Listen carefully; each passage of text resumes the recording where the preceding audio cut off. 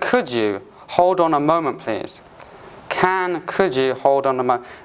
I think a lot of people would probably wonder, what's the difference between can you do something and could you do something?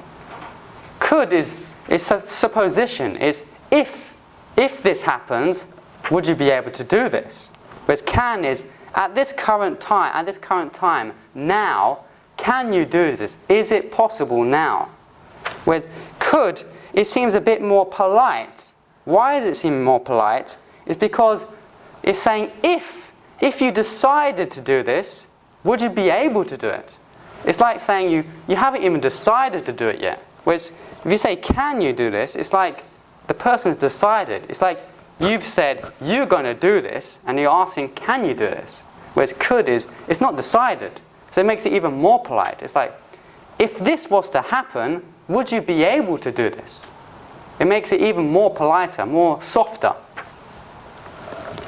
I mean, in reality, it's not a huge difference, so you shouldn't worry. But just have that feeling.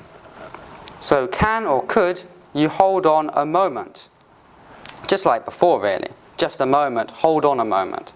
So just a moment is stating, is saying it will take just a moment. Whereas could you hold on a moment is could you wait? Could you possibly wait that small little amount of time? That's the only difference. And lastly, here we've got, would you mind holding for a while?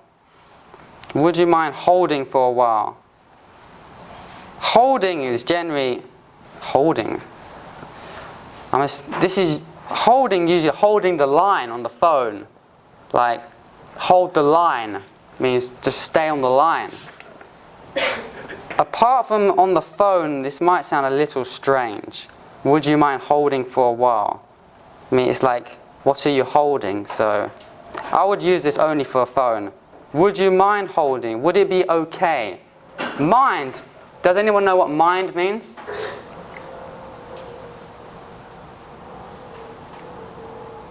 Anybody? Mind? What does mind mean? Where's your mind? Can anybody point to their mind? Is your mind here? Here? Here, yes. Here. Mind is here.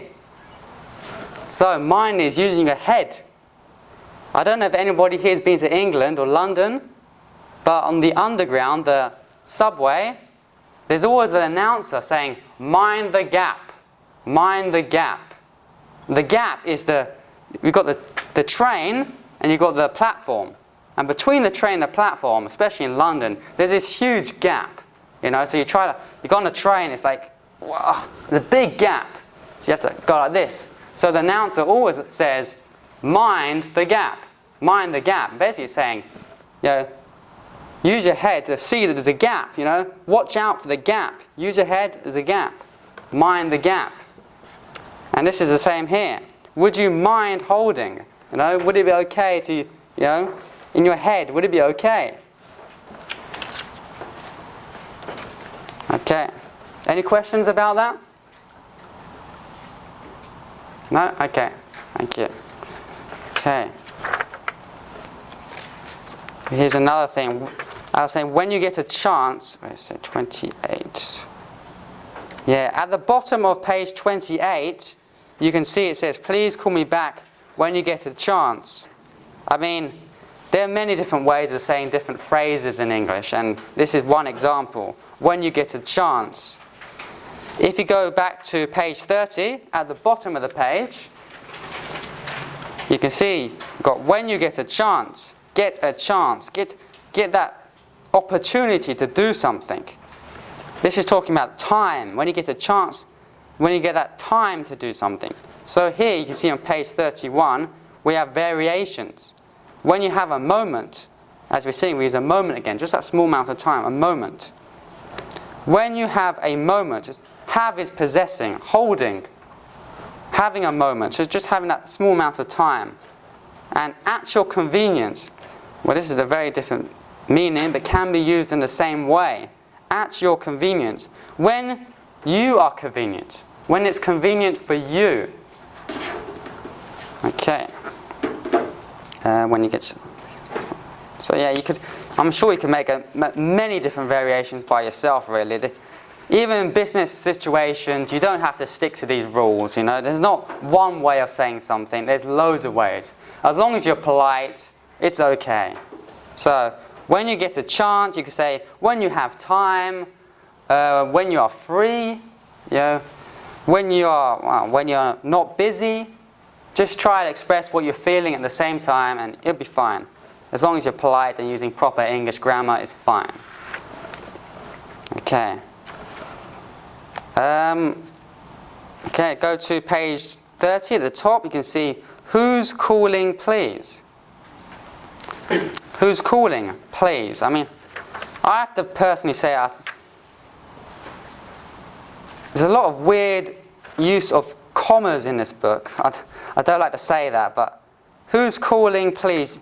It's not necessary to have a comma. It's up to you, really. Generally, commas in English are very flexible.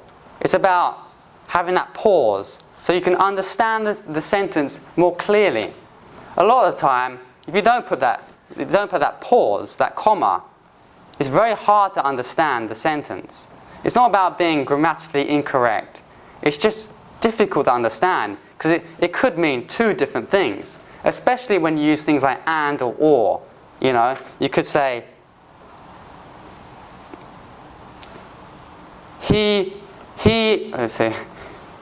is a strong person and a man.